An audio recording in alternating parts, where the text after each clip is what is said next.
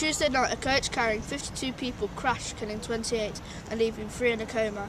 It hit a fully lit curb and span out of control and finally stopped in an emergency stop bay. Rescue workers spoke of shocking scenes as they tried to rescue people from the wrecked coach. It happened shortly after 9 p.m. The coach was full of children on their way back to Belgium from a school trip. Today at the schools in Belgium, staff and students were weeping in each other's arms, and flowers had been laid. Parents flew to Switzerland yesterday to identify bodies held in the local morgue, and the first planes taking the bodies back to Belgium left early this morning.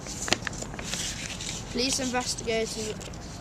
and investigators are still trying to find out if this was a human error or mechanical fault.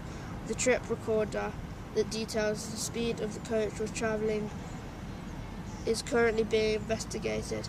The coach driver, Raymond Figus, aged 54, and had complied with all the regulations about rest stops.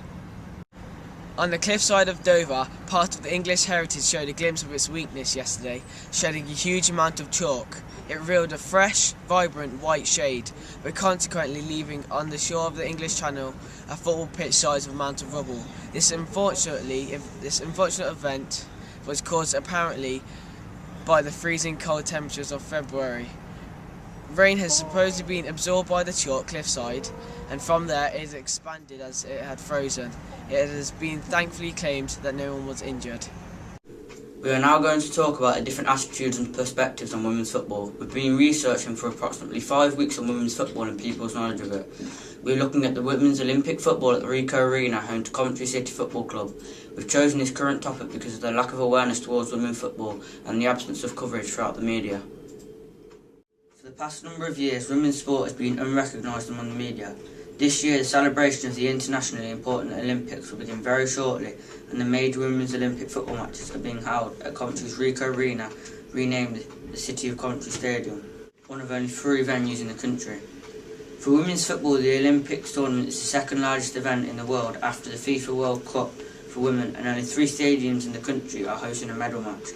Because the bronze medal match is being held at the City of Coventry Stadium, this would be a great step into making Coventry a prestigious city.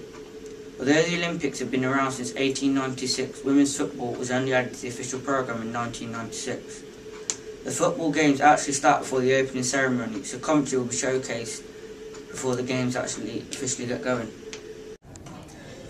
Good afternoon, this is Andrew reporting BBC Schools News Report. We are here with Rahul to discuss the findings of a questionnaire sent to approximately 80 13 and 14-year-old students to try and find out their knowledge and opinions about women's football and in the particular forthcoming women's Olympic matches in Coventry. Thank you for analysing our survey results, Rahul. Now, can you tell us what was discovered about the students' knowledge about the Olympics in Coventry? Well, it's actually quite surprising, really. Considering we are now only 4 months away from the Games, 50% of both male and female students show no awareness of any of Coventry's involvement with the Olympics at all. So, of 50% who did know something was going on, how many were aware about the women's Olympic football teams holding matches at the Ricoh? Absolutely every student surveyed, both males and females, knew nothing about this. One person even asked if women had even had a football team. I was really surprised by this comment, as it suggests that women's football is not showcased or advertised as well as men's football. It was particularly bad because at this time, when Coventry could really use the Olympics as a boost to promote the city. Well, that's very interesting. I believe you looked into this further and asked students if they would attend a women's Olympics match if they had free tickets. What did this reveal? Again, some unusual results recorded here. 60% of boys and girls said they would not even go if these tickets were free.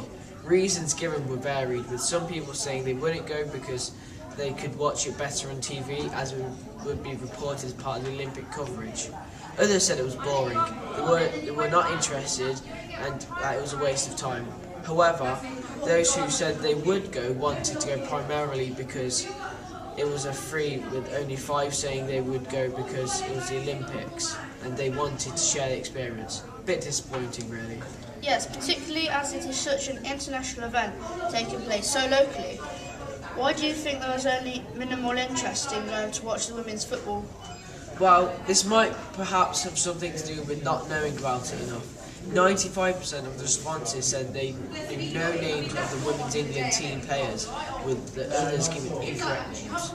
No one really knew much about it. We also asked students if they had watched the Women's Football World Cup final last July, which was shown live on BBC3 and the UK internet. Oh yes, I remember. England played France and lost on penalties. A great match. I expect some of the girls remember that. Well, actually, no.